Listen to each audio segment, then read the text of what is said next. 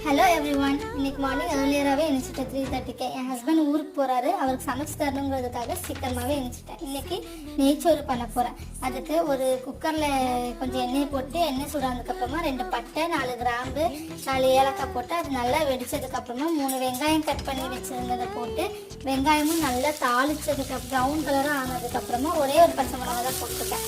வெங்காயம் நல்லா brown colour ஆனதுக்கப்புறமா 3 ஸ்பூன் இஞ்சி பூண்டு பேஸ்ட்டு, கொஞ்சம் புதினா கொத்தமல்லி எல்லாமே போட்டு நல்லா தாளிச்சு விட்டுட்டேன். பின்ன அரிசி கலவு தண்ணியும் போட்டுட்டு அரிசியையும் இப்போ நல்லா தண்ணி கொதிச்சு வந்ததுக்கப்புறமா அரிசியை போட்டு விசில் போட்டு விட்டேன்.